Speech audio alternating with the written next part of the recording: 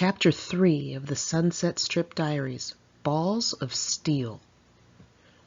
Cue AC/DC's Back in Black.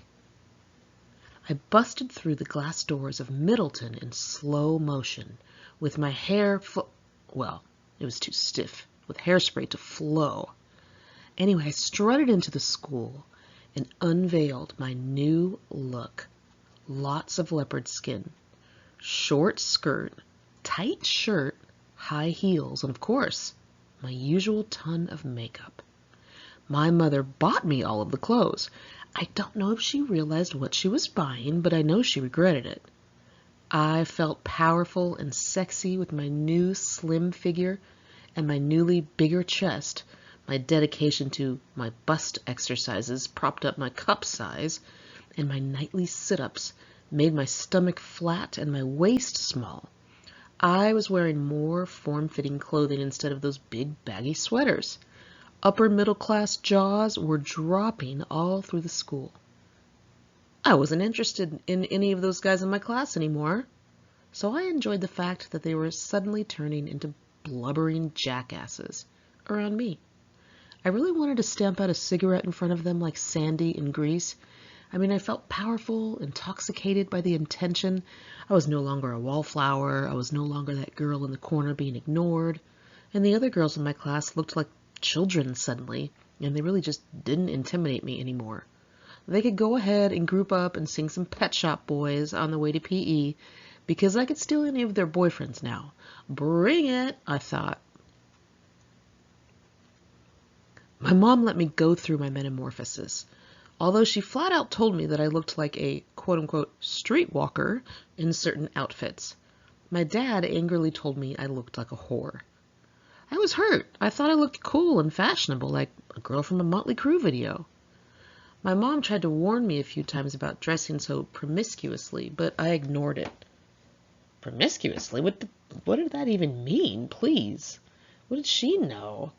She wore glasses. She had frizzy hair. She wasn't sexy. I started getting dress code violation citations at school for too much makeup and too short of skirts. My mom started to get pissed at me, but I told her the woman who wrote my citations wore 10 times more makeup than me, and she was out to get me. Things got very low for my mother at the end of 1987. My grandfather was diagnosed with prostate cancer. It had gotten into his bones, and he had only months to live, and it was all very sudden. It put her into a tailspin to see her father in such a state. She was the only person he would let take care of him. He passed away that winter right around Christmas. My mother was absolutely destroyed. She could not function. She loved her father more than anything. The sad thing is, she never snapped out of it, and I don't know if I ever saw her truly happy again. As soon as her father passed away, she had even less tolerance for my father. She seemed tired. She seemed to have given up the fight. I was just selfish about the whole thing. I was just happy I could do more of what I wanted. I dressed even skimpier and started to tape pictures to my wall. Madonna? No. Puppies in a basket? Duran Duran? No. I taped pictures of Stephen Piercy grinding his microphone stand and pictures of Nikki Sixx with pin-pricked pupils and an extended tongue. I took the pictures from my new favorite magazines, Circus and Hit Parader. They were certainly not the same as 17 or Teen. Instead of quizzes and skincare tips, I was reading about wild tours, drug abuse issues, and sexy women. And even worse than my reading about those things at 14 was my sister reading about them at 12.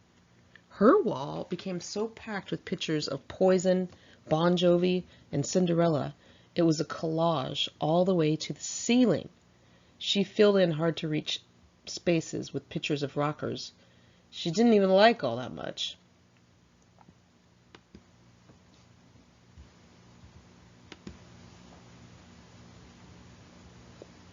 Like Billy Idol, for instance. Because my mother's creeping depression was happening, my sister and I were sent to a newly widowed grandmother's house in Canoga Park each weekend. We didn't know why we were being sent there, but we really didn't care. Instead of spending time with our grandmother, we went off on our own and became hooligans, shoplifting important items like makeup and more magazines. I remember feeling completely thrilled. I felt so free walking around in my acid-washed jean jacket with Becky and Karen in tow. Men were honking at us as they drove by, and my ego ballooned even further. It really didn't matter that they have leaf blowers and lawnmowers in the back of their trucks. I was getting attention. My sister and I went to Karen's on the weekends that we weren't at our grandmother's house, and we watched her videotape of The Lost Boys, starring Jason Patric and Kiefer Sutherland, about 3,000 times. We rented a video camera that winter, and I was overjoyed because I loved filming things I had always filmed in my head, meaning as I lived my life, I tried to see everything through a camera lens. I really loved the idea of capturing our life on film for the first time. I had so many things I wanted to film. One of the first things I wanted to capture was my favorite place in the world, my childhood friends Christopher and David Ashford's house. I begged my mother to take us there. I forgot if Karen's dad took us or my mom took us.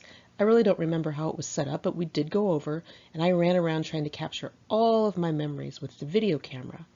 I filmed every part of their house. I had grown up there, and I wanted to be able to always look back on it just as it was. Carol, their mother, was not at home that day. I can't really remember exactly how it went down, but Carol heard that we were filming her home, and she just blew up. She was really upset that I was filming her house when she thought it was messy. I didn't see mess. I just saw the house I loved my whole life. It looked just as it always did. I don't know what words were spoken between my mother and Carol. I just knew that Carol and my mother's friendship ended that day. We were told we were not allowed back at the house, and that our families were no longer friends. We could see Christopher and David again when we were grown-ups, on our own time. Wait a second. I was absolutely floored. I did not understand. Not see them again until we're adults? What? I couldn't accept it. It was as if someone had just broken the news of a death. We had been friends since we were babies, and our families were so close. I was devastated. One day, while I was looking for money to steal out of my mother's room, I found a letter in her jewelry box. It was from Carol Ashford, who wrote that I had a big mouth and some other mean things, like nobody liked me or something like that. I already thought I was a piece of shit, so it really didn't surprise me that someone else thought it too, but it just wounded me to my core. I was deeply, deeply hurt to hear what she thought of me. Had my mother defended me? Was that why they were no longer speaking? I didn't know. Later that year, Carol started to do some troubling and strange things, and was admitted into a mental institution as a result. My sister and I went to Christopher and David's, and we sat out in their backyard with them. It was painful to see them hanging their heads. All four of us felt broken and weak. It shattered me. They were our dear friends, and such a huge part of the happiness in my childhood. I thought once again, this can't really be happening. Carol came back a few months later, and she was back to normal as long as she stayed on her medication, but she was never friends with my mother again. My grandfather's death, my mother's depression, and the loss of my closest childhood friends hit me very hard. I didn't know how to deal with my feelings. I closed myself in my room more with Rat, L.A. Guns, and Motley Crue records blasting. Their songs were almost exclusively about drugs/strip clubs, Motley, girls/sex, Rat and L.A. Guns, or some other awful things, the rest of them. The subject matter was basically the total nightmare of most parents. I listened to the music and I stared at the guys on the album covers, or I looked at their pictures and magazines for hours at a time. I fantasized about Stephen Pearcy, Robin Crosby, and Warren DeMartini of Rat. Of course, Nikki Sixx of Motley Crue with those green eyes. They all had long hair and tattoos. They wore eyeliner. They rocked those leather pants. The thought of doing something with any of them scared me. I was certain the Rat guys would probably give me some crazy, horrible VD. Nikki Sixx would surely sacrifice me to the devil after doing lines off my corpse. And there was other music out in 1988, but I really was not interested in Joan Jett's I Hate Myself for Loving You, or George Harrison's I Got My Mind Set on You, nor was I into the stupid song Don't Worry, Be Happy from that hit movie of the year, Beetlejuice. Yeah, as if it's that easy. Be happy. I really wanted to break a banjo over that guy's head. Music and TV had been my role models for a few years by then, but this time, instead of trying to squeeze meaning out of a Beastie Boys song, I was actually getting some answers. Rat had a song about a 15-year-old girl. 15? Well, I would be 15 in 1 year. That meant I could start being a real rock chick. A band called Guns N' Roses started to get really big, and I considered their Appetite for Destruction album a jackpot of information. I took it as my guide to life. Not having my parents' guidance is really no excuse because I could have chosen God. I could have opened the Bible like my Christian school told me to do and taken my cues from it. My family was still technically Christian, and I did attend the Christian school, but more than that, I always had a personal relationship with God, and I had been privately praying every single day since I was 8 years old. And this is going to sound incredibly kooky and superstitious, but I'm going to tell you anyway. Though I had other Motley Crue albums, I promised God, I'm sure we all do this, make these promises, that I would never buy their Theater of Pain album, an album I desperately wanted because I loved the song, Home Sweet Home. The album cover featured an inverted pentagram, which was used, of course, in Satanism. And being Christian, I felt, okay, that's disrespectful to my religion if I buy that. And I know it sounds corny, but I really didn't want to break my promise, so I thought I would be slick. I asked for it for my birthday, and Karen bought it for me, and I thought, well, I didn't buy it. It's not like I broke the promise. Well, God doesn't play that shit, I found out. I had a rabbit named Taffy.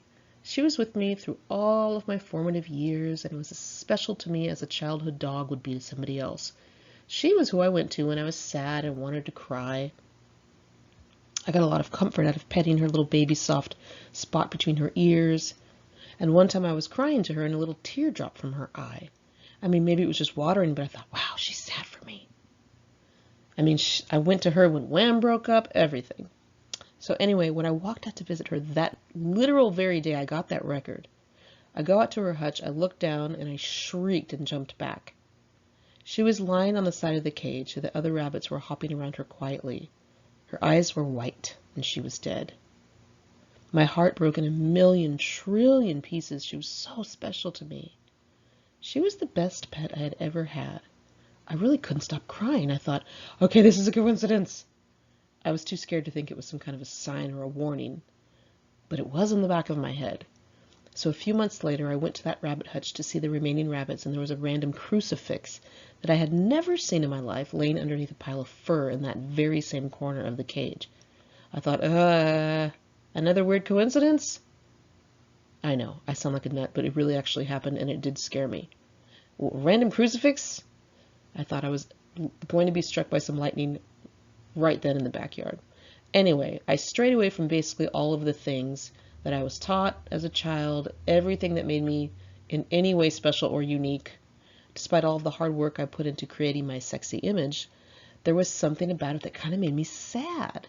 It was really just not fulfilling like I thought it would be. It didn't make me magically happy. I dressed like a 25-year-old stripper, and I wore more makeup than a Folies Bergère showgirl, and I was still bulimic just to top things off. And any time I was stressed, I would just go throw up. The staff at Middleton was concerned over my appearance and my demeanor. There were special church sermons based on the bad influence of rock music, with Motley Crue lyrics quoted. I didn't flinch. I was amused at hearing my nerdy teachers talk about the Seventh Veil on Sunset Boulevard. We had a class picnic at a park, where I took it upon myself to boldly approach a 20-something guy with long hair and talk to him. I think I was just trying to show off in front of my classmates. One of my teachers took me aside and desperately tried to get me to slow down. I just remember hearing the words, "If you don't watch out, you're going to end up being raped in the back of a van." It was harsh, but no one else was getting through to me in any other way, And in hindsight, that teacher was trying harder than my own parents were to scare me away from the wrong path, so, I guess I have to respect that. My sister and I wanted to see a new film about the Sunset Strip music scene in Hollywood called The Decline of Western Civilization Part 2, The Metal Years. I knew two things about the Sunset Strip. One, long-haired guys in bands were there. Heavy metal type bands. Two, my mother's younger sister, my beautiful and hip Aunt Billy, used to hang on Sunset when I was a kid. She wore sophisticated and fashionable clothes, had long, dark feathered hair, and wore tons of perfectly applied makeup. She was into bands at that time like Kiss, and she was dating a musician whom she later married. I had idolized her my entire life. She really was the coolest person I knew in real life. It was always in the back of my head that her scene was where it really was at, because she epitomized cool. And aside from that, I had chosen the image of a rock chick, so that movie was a chance for me to gather information on what I was trying to represent. I knew I needed to see it to have any credibility as a bad girl. My mother took one of her very last stands and was adamant that we not see that movie. She insisted that at 14 and 12, we were too young. My father, trying to be our pal and on our level, said, "Sure, go ahead to the movie." Well, I was both scared and intrigued by the metal years. The Hollywood music scene looked so wild. The girls were half-naked hoochies, and the guys were men. They were not boys my age. They were men who expected to do it with you. And that part scared me, but the rest of the scene looked incredibly fascinating. I was introduced to a new band in the movie called Faster Pussycat. I went and got their tape right away. I was also introduced to a club called the Cat House, which appeared to be the mothership of the whole scene. It was run by some guy named Ricky Rackman, who appeared very confident, despite not being rock star skinny. He was kind of like that Steve Rubell type from Studio 54, like a scene maker, the person who chose the beautiful and the cool people to assemble at his club. He seemed like one of those guys who would have no problem not letting you in if you weren't pretty. Now, I knew I did not live too far from the Sunset Strip. I decided I had to go see what it was all about. I would be a fool to not check it out. It wasn't like I lived in Wisconsin. I lived 20 minutes away from Hollywood. It was too intriguing, too intoxicating, too exciting. While I sat in that theater, I thought, okay, I'm 14. I live with my parents. I don't know anyone who hangs in Hollywood. I go to a Christian school. I don't drive, and I don't know anyone who drives. How am I going to do this? Well, I'll tell you one thing. I never thought, no way, there's no way I could pull that off, little old me. I was like, I will find out what kind of person gets into that exclusive crowd, and I will make it my mission. I wasn't the type of person to do something half-assed. I was far too manic. I had extreme enthusiasm for any subject in which I was interested. It really would have been great if I had found something else interesting, say tennis or something, but no, it was Sunset Boulevard in Hollywood, and if I was to be a true bad girl, I would need to put myself in with the cool people, and it might take a minute, but I was convinced I would get there. I kept it in the back of my mind for when the right opportunity arose. Now, I spent all of 9th grade flirting with the boys in the younger grades, soaking up all of their admiration. They worshipped me and bowed down to my hotness. I was cruising along in my life, listening to some Def Leppard, especially Pour Some Sugar on Me. I was pouring my dad's beer in my hair for highlights. Then it hit me. The school year was ending. I panicked. At that time, after 9th grade, was the beginning of high school. I was going to start high school in only a few months, and I still hadn't even kissed a boy? I had avoided all requests for dates. I had done nothing but tease, tease, tease. I really was all talk. I preferred being admired from afar. I didn't really want to actually do anything with a boy. I just wanted attention. And now I would be the dork in high school who came from a nerdy private school and who hadn't even kissed someone? Oh, I'd be laughed right off the campus. I was sure that everyone in high school was surely already having crazy orgies. I needed to get over my fear and kiss somebody soon, and I had exactly 3 months to do it. Did I find some nerd to practice on? No. Did I pick a stranger so in case I was a horrible kisser, I would never see him again? No. I thought to myself, who do I really want to kiss? And there really was only one boy who I truly wanted to kiss. One summer evening, I expertly applied way too much makeup, put on a tight turquoise blue tank top and a white mini skirt that had skorts underneath, but we will not talk about that because it will ruin the coolness of my story. I then walked across the street and around the corner, and I knocked on Jeff Hunter's door. Oh, I had huge balls. They were like bowling balls coming out of my skirts.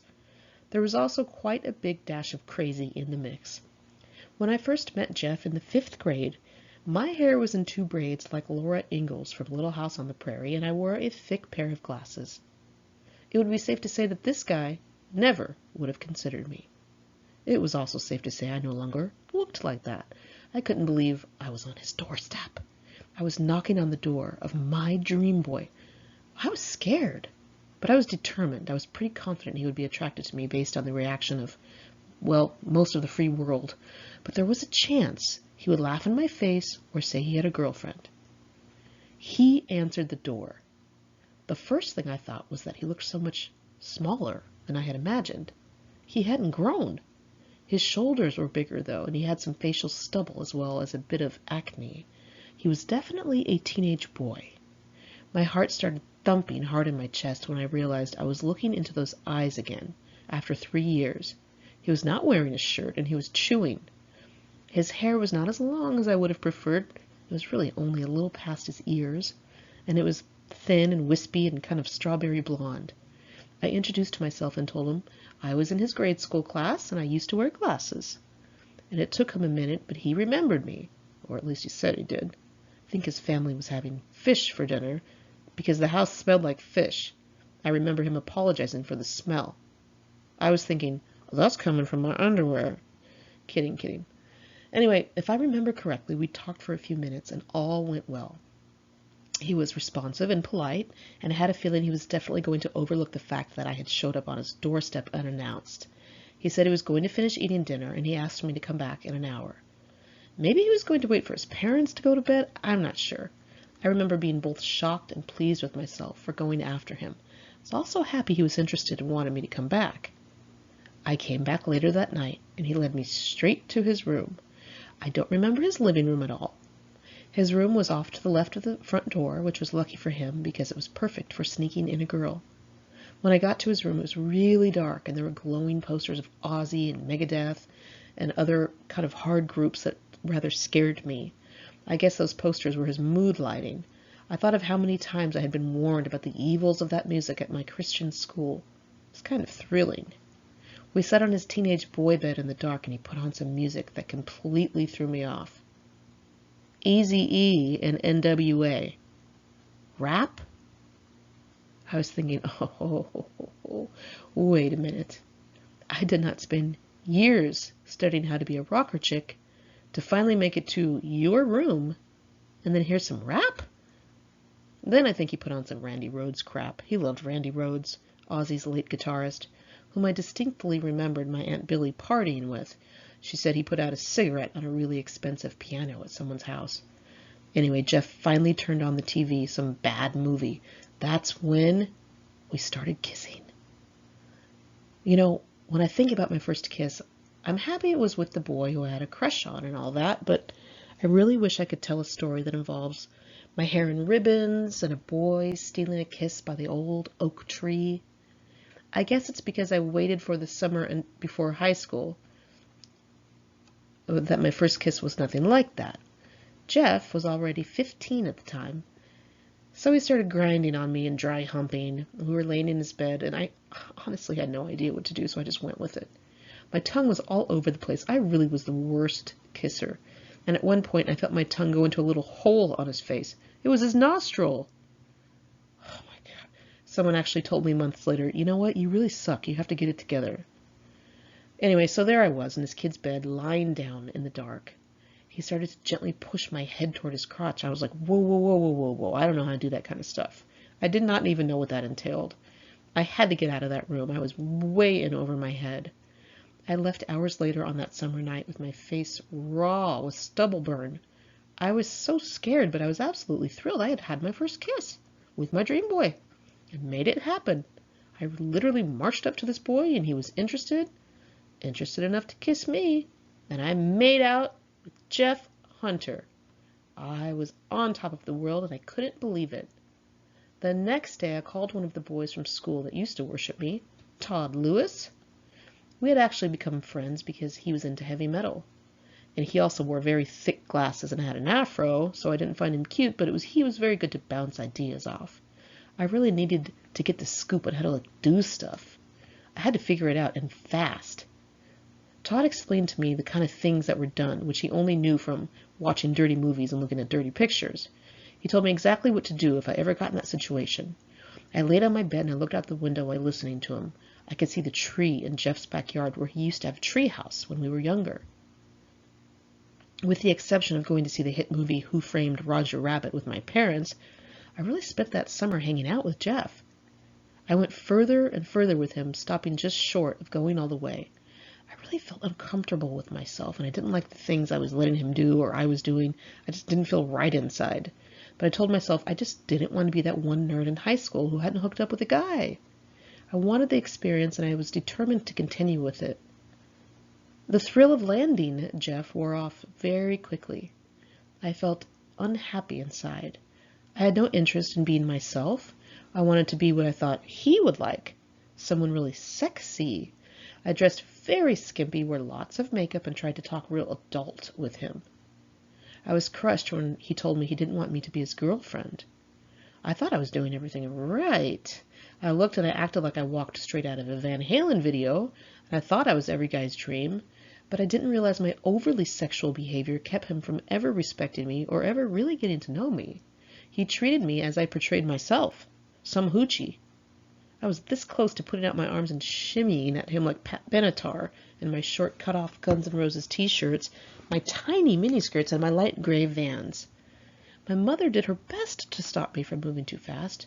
She kicked my bedroom door open on more than one occasion. I was caught in many compromising situations, and some days we were not allowed to see each other, so he hid in my closet. Other times I snuck out the window. I left my lights on. I kept the music blasting before sneaking out. And one time I even turned on the hairdryer before I snuck out, and my sister had to climb out of her window, go through my window, shut off the hairdryer, and make it look like I was in there doing my hair. Jeff introduced my newly 13-year-old sister to his 15 or 16-year-old buddy, Mike Ferris. He had a mullet, bad teeth, and a job at a dildo factory. Yes, you heard that correctly.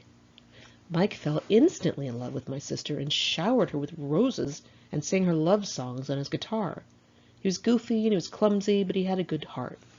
My sister secretly called him the Clums once she got sick of him.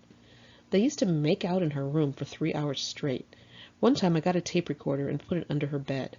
After a half an hour, my voice came on and it said, "You're too young," like a man in a haunted house.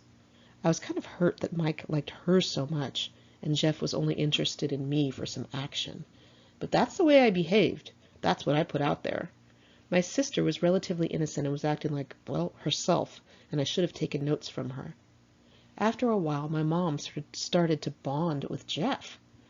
She said he was climbing over the fence in the backyard to go to his friend's house one day, who lived below us, when he slipped and slammed his nuts into the fence. He couldn't even move, he was in so much pain.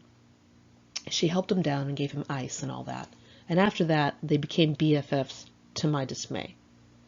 My dad invited 15-year-old Jeff in for a beer a few times, trying to be cool with him. I thought I would like that, but I didn't.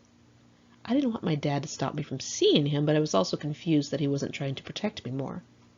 Jeff revealed to me that my dad went over for a talk with his dad, and they smoked a joint together. My dad told his dad to make sure his son didn't get me pregnant. Get me pregnant? He didn't even tell him to try and prevent his son from having sex with me? It was as if my dad gave his blessing for this kid to plow me. Luckily, I never gave in to that, but hell, if I had, it sounds like it would have been okay with my dad. Thanks, Dad.